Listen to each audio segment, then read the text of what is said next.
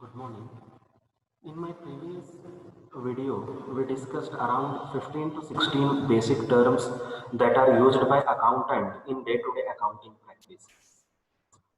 Yeah, here first one is entity. As we all know that entity means individual recognition or separate existence, or you can say identification is called as an entity. Here, entity states that the business enterprise and the person one who owns that enterprise are two separate entities, meaning owner is one entity and business is another entity.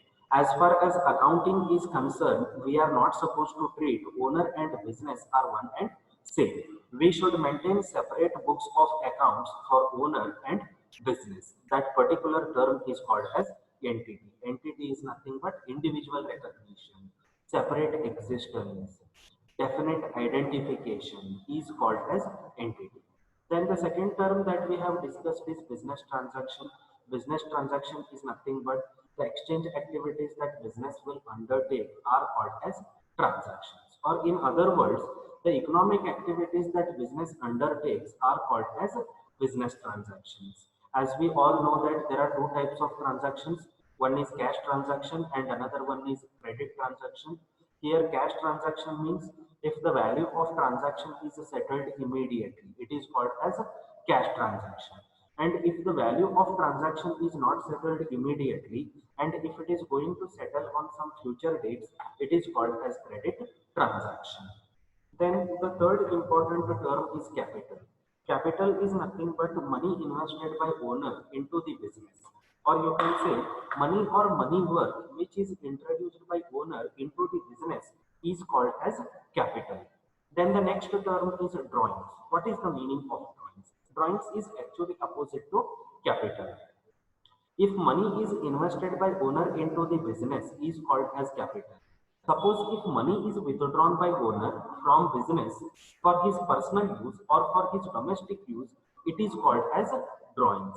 Sometimes the private expenditures of the owner are paid by the business. Even it is also treated as a drawing. So money is drawings is nothing but money or money worth which is withdrawn by owner for his personal use or for his domestic use is called as a drawings, or if personal expenses of owner are paid by business are called as drawings. Then the next term is assets. Assets are nothing but the properties and possessions that are owned by the business. Here we will classify assets into two categories like fixed assets and current assets. Fixed assets means if business holds any assets for a long period of time, such kind of assets are called as fixed assets. Or in other words, these are the assets which are purchased by business for use, not for sale. That kind of properties are called as fixed assets. For example, land, building, furniture, fixtures, plant, machinery, vehicle, etc. These all are best example for fixed assets. Then next one is current asset, the asset which is held by business on short term basis, or you can say the assets which can be get converted into cash within a short period of time. Such kind of assets are called as current assets. They are also called as liquid assets. Best example is bank balance can be get converted into cash within a very short period of time. Another example is stock, that is stock of finished goods. We are not going to hold finished goods over a period of time. We are going to sell them within a month or within a 2 months.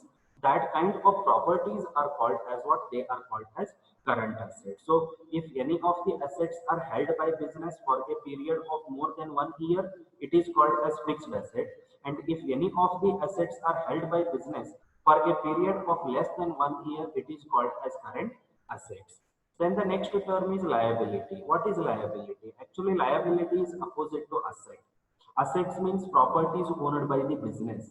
Liabilities means debt owned by the business. It is nothing but loan taken by business is called as liability, or you can say the money that business need to pay to outsiders is called as liability. The best example for liability is loan. The best example for liability is outstanding expenditures, meaning the expenditures which are incurred but which are not yet paid. Such kind of obligations are called as what? They are called as liabilities. In very simple words, liability is nothing but the money that business need to pay to outsiders. Debt owed by the business is known as a liability. Here also there are two types of liabilities. One is internal liability and another one is outsiders liability. Liability that is belongs to owners. For example, capital. Capital is internal liability because it is belongs to owners. And loan taken from financial institution is the best example for external liability. Then, seventh term is a debtors. What is the meaning of debtors? Debtors is nothing but debtor is actually he is a person, one who has taken goods from business without making immediate payment. Or debtor is a person, one who has taken or received certain benefits from the business without making immediate payment. That person is called as a debtor. Debtor is nothing but he is a customer to whom we sold goods on credit basis, who need to pay money to business. That particular person is called as a debtor. Then who is a creditor? The person one who supplied goods to business on credit basis, that person is called as a creditor. We will purchase raw materials and the person one who supply those raw materials to us on credit basis, that person is called as a creditor. So creditor is a person one who extended credit facility to business. Creditor is a person to whom business need to pay money. That particular person is called as creditor. Or in other words, creditor is a person from whom business has taken certain benefits without making immediate payment. That particular person is called as creditor. Then the next term is goods. What is the meaning of goods? Here, the commodities that are regularly traded in the business, they are called as goods. The commodities that are regularly traded in the business. Or in other words, the commodities which are produced, the commodities which are manufactured for sale, or the commodities which are purchased for resale, they are called as goods. They are called as goods. So in very simple words, the commodities that are regularly traded in the ordinary course of business, they are called as goods. For example, in sugar factory, sugar is called as goods.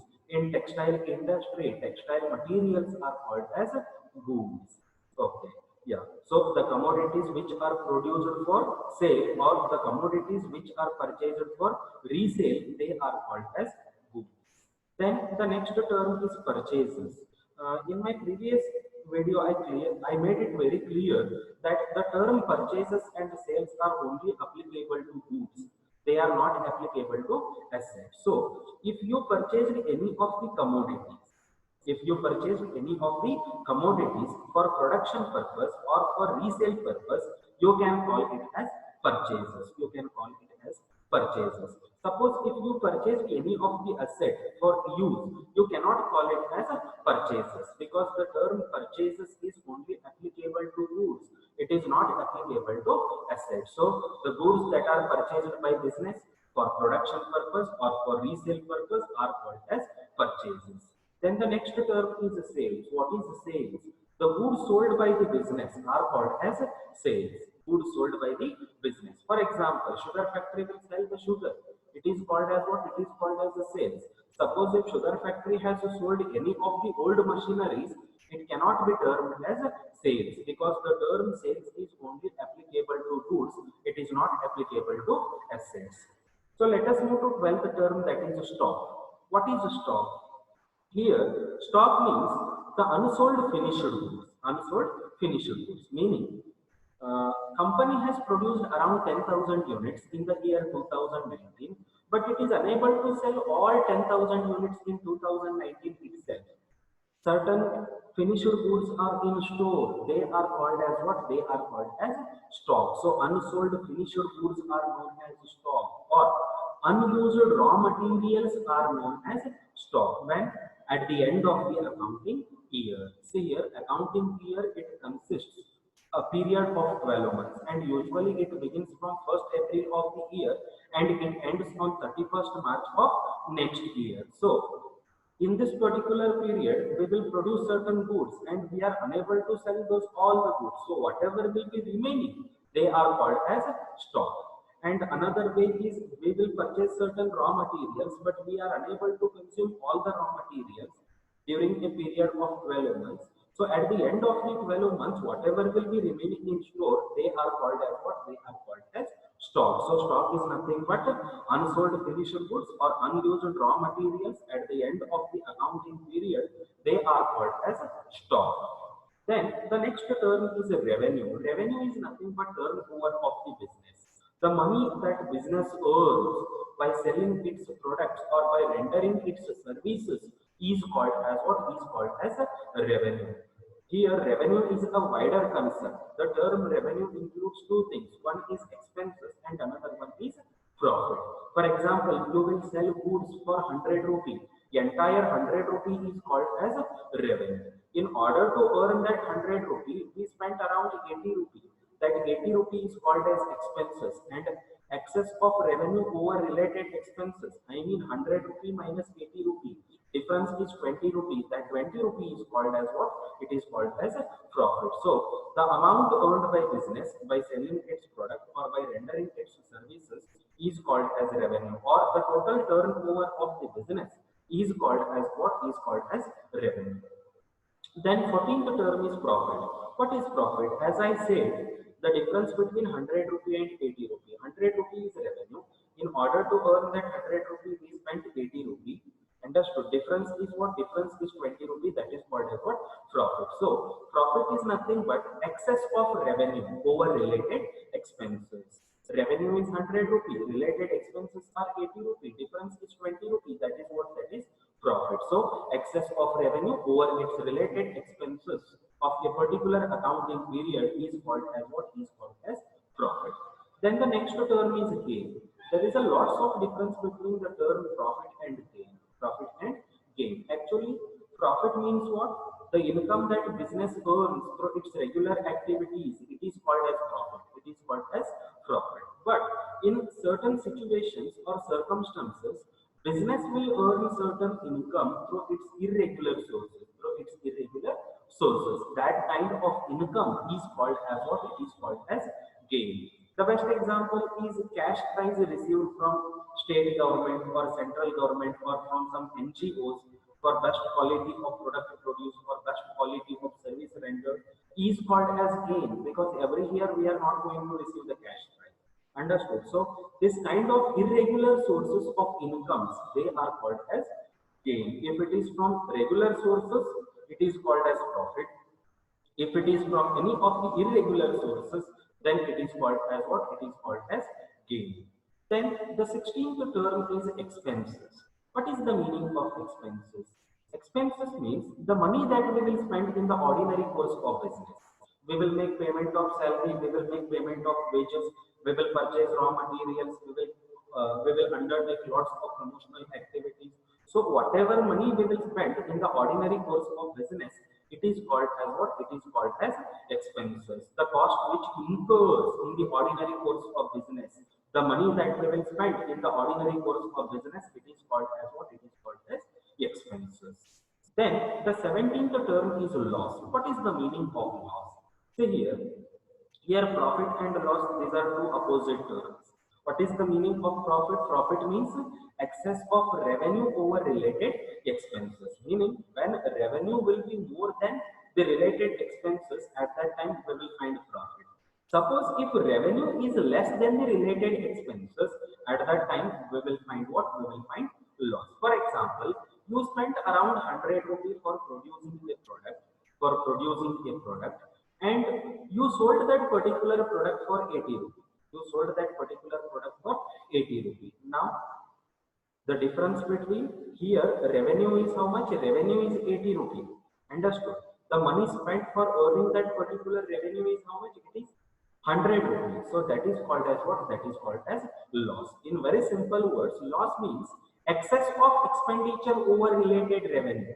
Excess of expenditure over related revenue. We sold goods for 80 rupees, but we spent 100 rupees to produce that particular product.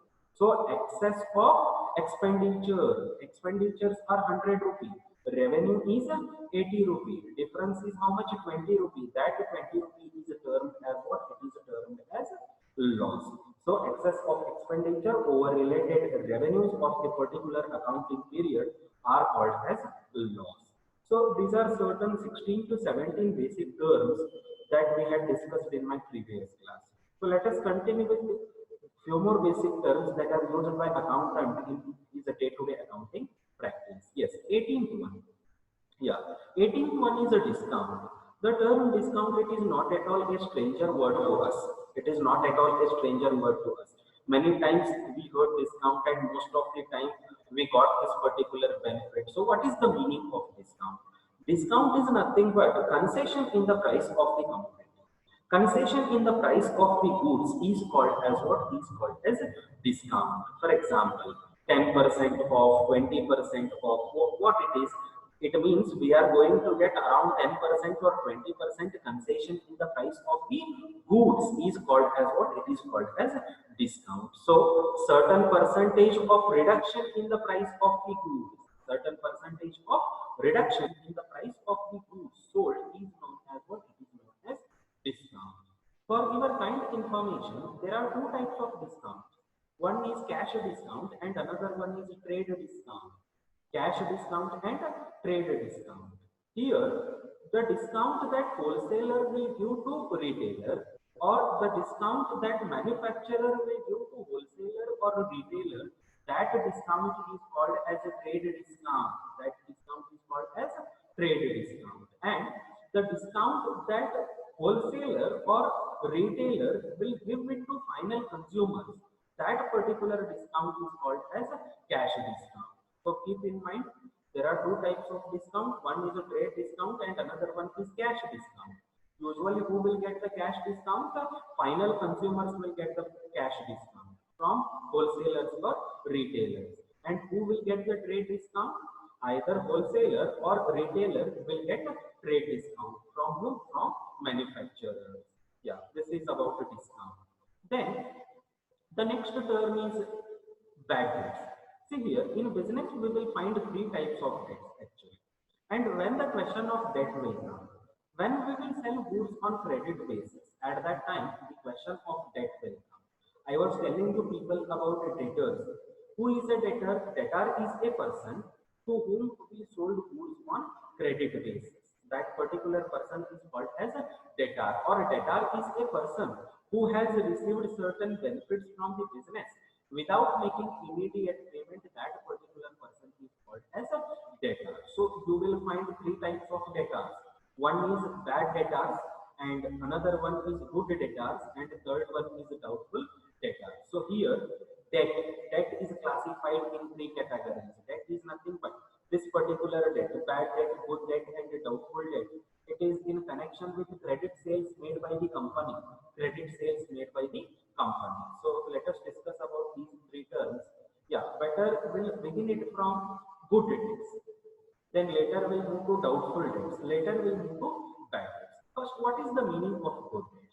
See here, you sold goods to Mr. X worth rupees 100, and he agreed to make payment after 1 month. Agreed to make payment after 1 month.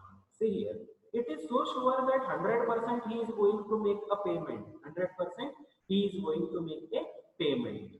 That particular person is called as a good debt. That particular person is called as good debt, meaning the amount of debt which can be collected from debtor, which can be collected from the debtor in full without any doubts. That particular person is called as a good debt. That particular person is called as a good debt.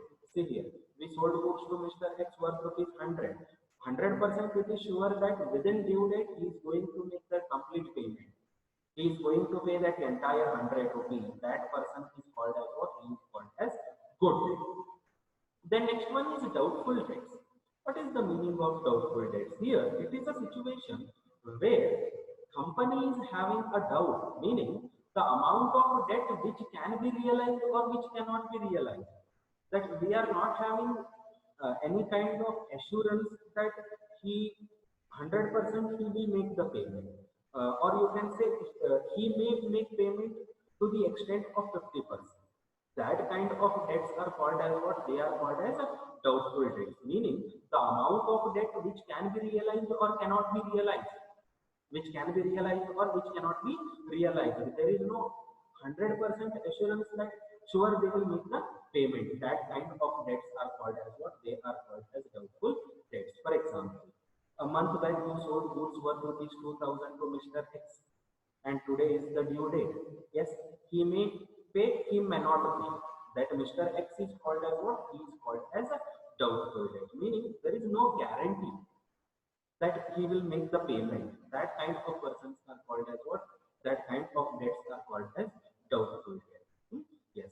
Then third one is a bad debts. That is 19th term is a bad debts. A worst kind of debt it is. What it is? See here, it is an amount of debt which we cannot collect, which we cannot realize. Irrecoverable debts are called as what? They are called as bad debts. It is so sure that he is not going to make the payment. He is not going to make the payment. That kind of debts are called as what? They are called as bad debts. Here, usually business will classify its customers in three categories. In case of credit sales, it will make classification of its customers in three ways, like good debts, doubtful debts, and bad debts. For example, it has extended credit facility to 100 customers. There will around 90% will be good debts. Around 90% will be good debts. It means they will make a payment and they will make a full payment within or before the due date. Before the due date. They are called as what? Good debts.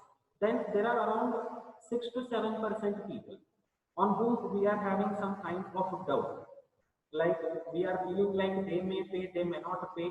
That kind of customers or debts are called as doubtful debts.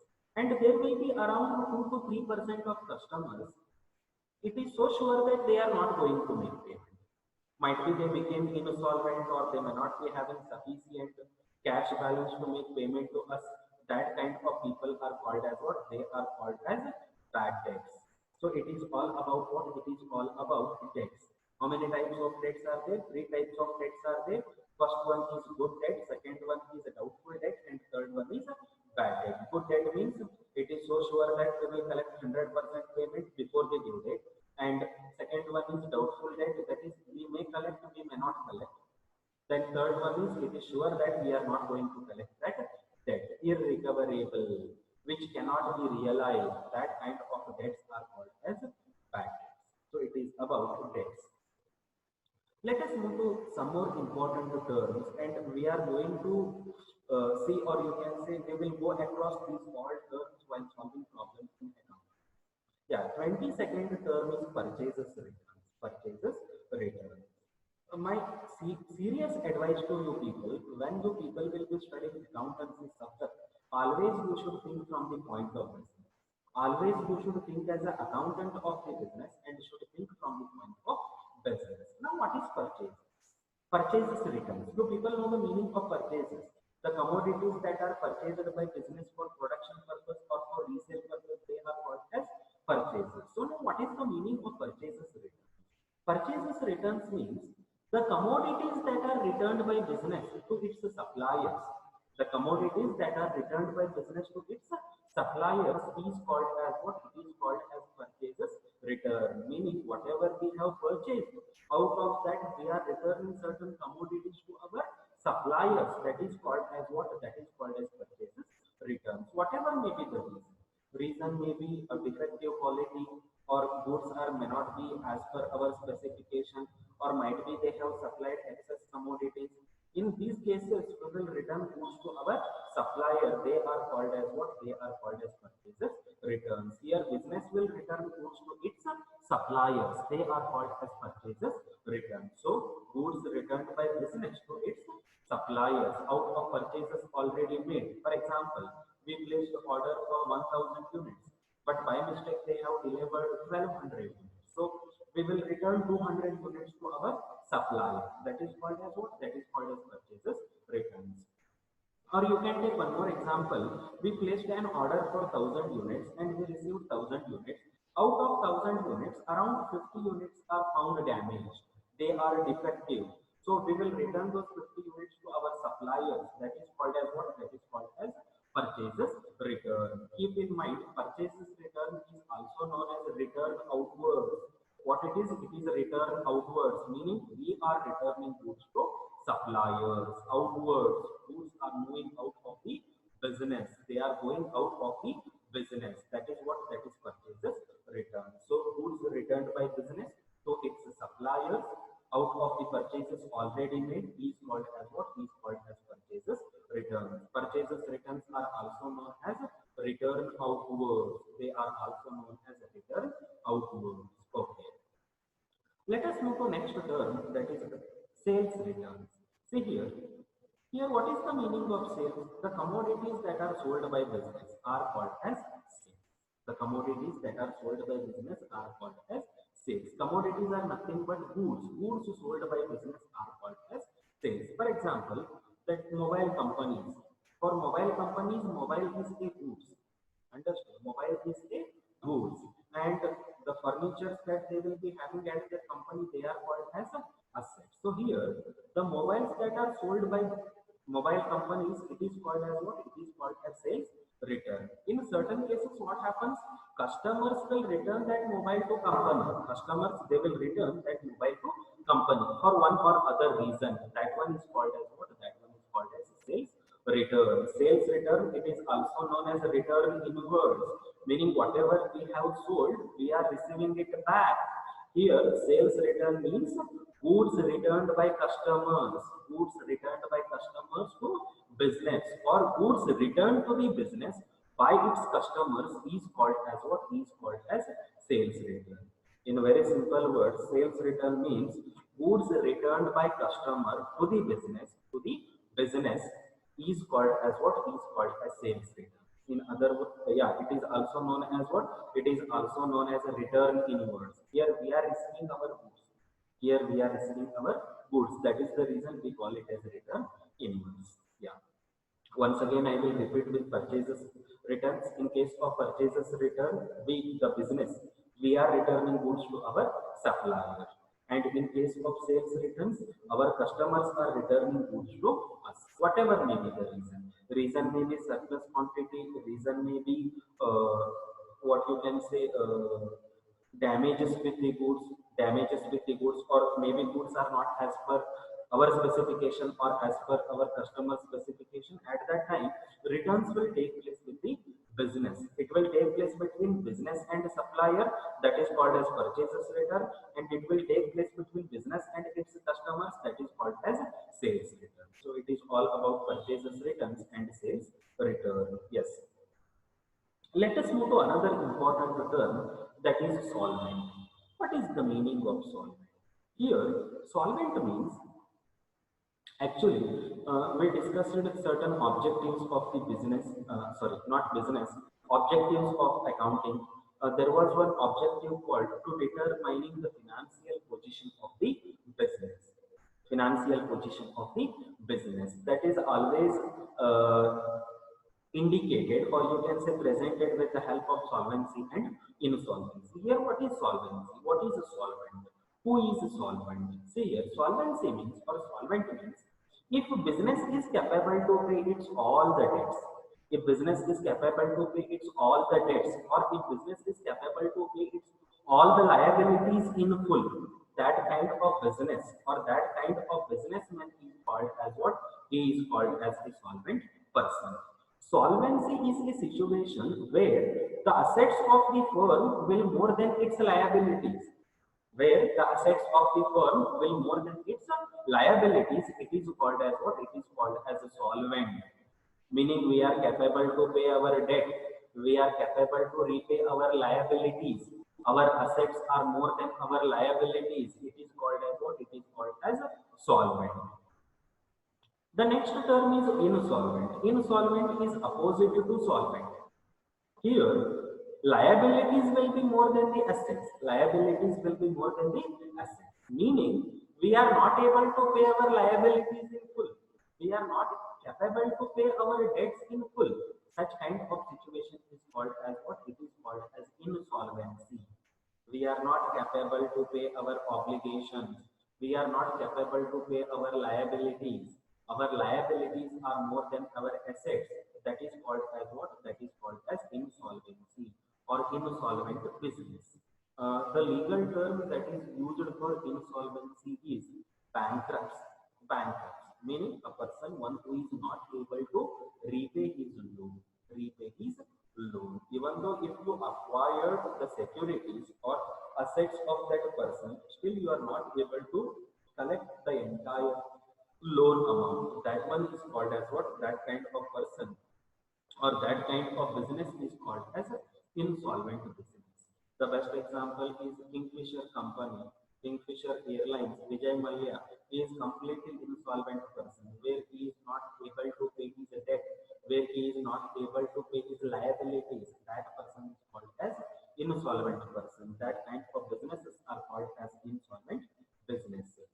So solvent means assets will be more than liabilities. Insolvent means liabilities will be more than the assets. If you are capable to pay your liabilities, you are called as a solvent person or solvent business. If you are not able to pay your liabilities or debts, you are termed as what? Bankruptcy or insolvent person. Okay. So, yeah, there are two more basic terms. Yeah, 26th one, it is preliminary expenses. Actually, there are not only 26 or 27 basic terms, there are n number of terms that are used in day-to-day accounting practice. But these are certain familiar, or you can say that these are certain terms which we will use again and again in accounting practices like assets, liabilities, debts, loan, capital, drawings. Yeah. So these are certain important terms. Yes, let us discuss 26th term, that is preliminary expense. What is the meaning of preliminary expenses? The name itself it indicates preliminary. Preliminary is nothing but in the beginning. In the beginning. And you people know the meaning of expenses. Expenses is nothing but the money that will be spent in the ordinary course of business. So here preliminary expenses means the money that we will spend, the money that we will spend at the time of commencement of business or at the time of establishment of business, that kind of expenses are called as preliminary expenses. Preliminary expenses. So these are the expenses which are incurred at the time of formation of a company or at the time of establishment of a company. That kind of expenses are called as preliminary expenses. For example, that we decided to form a company, we need to spend some money, like we need to spend money for registration of our company, and for making that registration, we need to arrange certain documents. So there will be registration charges, there will be certain documentation charges, and there will be certain promotional charges like we need to go for advertisement, we need to go for publicity, we need to undertake n number of activities before formation of a company. For those activities, we are going to spend some money. That kind of expenses are called as preliminary expenses. These are nothing but formation expenses. Formation expenses. Yeah. Hope you people understood the meaning of preliminary expenses. Then the next term, that is 27th one, is fictitious assets. Fictitious assets. Yes. Actually, we know about assets. Assets are nothing but properties owned by the business. They are known as assets. And we discussed about classification. That is, one is fixed asset and another one is current asset. What is a fixed asset? Fixed asset means the asset which business holds on long-term basis. Those assets are called as fixed asset. And the assets that business hold on short-term basis, those assets are called as current asset. Now, what is this fictitious asset? Actually, preliminary expenses is one of the best examples for fictitious assets. What it means? See here, there will be certain heavy expenses. There will be certain heavy expenses. And those expenses will generate revenue to the firm over a period of time. Those expenses, they will generate revenue to a firm over a period of time. Such kind of heavy expenses are called as fictitious assets. What it means? See here, for registration purpose, you will spend around 10 lakh rupees. For registration purpose, we will spend around 10 lakh rupees in the year 2020. In the year 2020, entire 10 lakh rupees expenses pertaining to 2020? No, it is not related only 2020. It is we are going to get the benefit of that particular registration over a period of time. Over a period of time. See here fictitious assets means these are certain heavy expenses. These are certain huge expenses which company will write off over a period of time. Which company will write off over a period of time. For example, you spent around 2 lakh rupees for registration purpose, and you decided to carry your business for a period of 10 years, or renewal period is 10 years, meaning whatever 2 lakh rupees you have spent, that 2 lakh rupees is pertaining to 10 years. It is not pertaining to any 1 year. So what you need to do, every year you need to write off around 10% out of that 2 lakh rupees. Like first year 20,000 rupees expenditure should be considered as a preliminary expenses. Then again next year we need to consider another 20,000 rupees as a preliminary expenses. Meaning these are certain heavy expenditures which we cannot treat as a expense of a particular accounting year. Meaning we are going to get the benefit of these heavy expenses over a period of time. Registration means that renewal period is 10 years. Whatever expenses will incur for registration should be distributed between 10 years. We cannot treat it as an expenditure of any particular accounting period. It should be distributed between 10 years. That kind of heavy expenses which we will write off over a period of time, such kind of expenses are called as what? They are called as preliminary. Actually, they are called as preliminary expenses. I mean, which are in connection with the registration, or you can say documentation charges. Actually, they are part of the fictitious assets of the company. So, fictitious assets are certain heavy expenses which are incurred in the business and which will be written off by the business over a period of time. For registration purpose, we spend 2 lakh rupees. Every year we write off 20,000 rupees as a registration expense. Like this, we can write it off for 10 years. No? By that, we can write off entire 2 lakh rupees. If you write off entire 2 lakh rupees from the profit of 2019 or 20, then that is not the right accounting practice. You should write it off over a period of time, because that expenditure not pertaining only towards 2020, it is pertaining to 10 years. So it is about what? It is about fictitious assets. Yes. Okay. Yeah. So these are around 26 or 27 basic terms that we will use in a day-to-day accounting practice. Yes. Okay. Yeah. We'll discuss this particular concept in my next video, that is users of accounting information. Before that, I wish to cover one more aspect which is actually remaining, that is bookkeeping. That is bookkeeping. Yes, in 5 minutes we'll discuss about this bookkeeping. What is bookkeeping? See here, as we all know that there are 5 phases in accounting cycle, right? First phase is business transaction, then next one is journal, third one is ledger, fourth one is trial balance, and fifth one is final account. Here bookkeeping, it is a part of accounting. It is a part of accounting. See here, bookkeeping, it deals with maintaining the data. It deals with maintaining the data, meaning we need to maintain, or we need to record day-to-day transactions in the books of accounts systematically. Those books are called as journal and ledger. This particular process is called as what? It is called as bookkeeping. See here, you can see the meaning of bookkeeping: maintaining the books of accounts systematically. Which are those books of accounts? One is a journal and another one is a ledger. We need to maintain these two books of accounts systematically. Is called as what? Is called as bookkeeping. What is maintaining systematically? Meaning we need to record day-to-day transactions in a systematic way in the books of accounts. That is in the book of journal as well as in the book of ledger. It is called as what? It is called as bookkeeping. The another way of defining bookkeeping is, it is an art as well as a science of recording all financial transactions systematically in the set of books. It is an art, meaning we are going to follow some specific format for recording the transactions.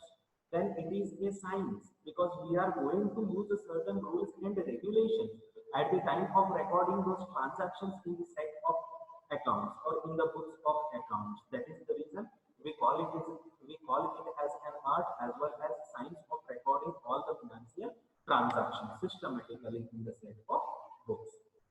Here art means there will be a prescribed format for recording the transaction, and science means we are going to use certain rules and regulations for recording those transactions in the books of accounts. That is what it is, an art as well as a science of recording day-to-day transactions systematically in the set of books. It is called as what? It is called as bookkeeping. And there are two systems of bookkeeping. One is single entry system of bookkeeping and another one is a double entry system of bookkeeping. This particular question may come for 2 marks. Like, what do you mean by bookkeeping? Yeah, fine. Single entry system of bookkeeping and a double entry system of bookkeeping. What is the single entry? We were discussing one concept called dual aspect concept. Dual aspect, sorry, we not yet discussed that particular concept. Okay, I will give an example to you people. See here, every business transaction will be consisting two aspects. In that, one aspect is receiving of benefit and another aspect is giving of benefit. One aspect is receiving of benefit and another aspect is giving of benefit. For example, machinery purchase. Machinery purchase. Here, what is the receiving of benefit? We are receiving the machinery. That is one aspect of the transaction. At the same time, we are giving cash. That is another aspect of transaction. See here. So every business transaction includes two aspects. And in those two aspects, one aspect should be debited and another aspect should be credited. See here. If you made entry for both the aspects of the transaction, that is both debit as well as credit aspect of the transaction, then that system of bookkeeping is called as a double entry system of bookkeeping, where we will record both the aspect of each and every transaction. Understood? We'll record it with machinery account as well as we will record it with the cash account. Machinery account has received the benefit, cash account has given the benefit. So recording with both machinery account as well as with cash account, that is called as what? A double entry system of bookkeeping. Suppose if you record a transaction with only one account, that is either with machinery account or with cash account, then it is called as a single entry system of bookkeeping. Meaning we are recording only one aspect of business transaction. We are not recording both the aspects of business transaction. Understood? That is called as a single entry system of bookkeeping.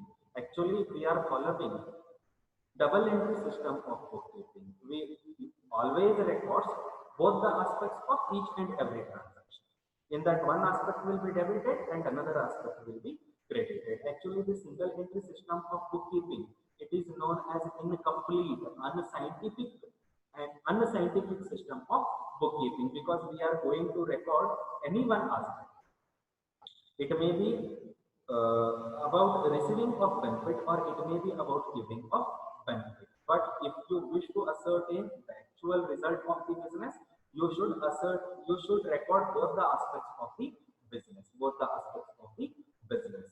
So that system you will find in this system of bookkeeping, double entry system of bookkeeping. That is the reason this double entry system of bookkeeping is also known as scientific system of bookkeeping, complete system of bookkeeping, or reliable system of bookkeeping. So there may be 1 2 mark question to you people, like what do you mean by bookkeeping? Bookkeeping is nothing but maintaining the books of accounts systematically, recording day-to-day transactions in a set of books in a systematic manner is called as what is called as bookkeeping. Bookkeeping actually it is a base for accounting. It is a part of accounting. We discussed certain functions of accounting. In that, first one is identifying, second one is measuring, third one is recording, and fourth one is classifying. These four functions deals with what? These four functions deals with bookkeeping. It is nothing but creating the data, maintaining the records in a systematic manner is called as what is called as bookkeeping. Yes. It is all about certain basic terms that we will use in day-to-day accounting practice, and even we discussed about this bookkeeping aspect. Yes, in my next video we will discuss about the users of accounting information. Later we will move towards the concepts and conventions of accounting.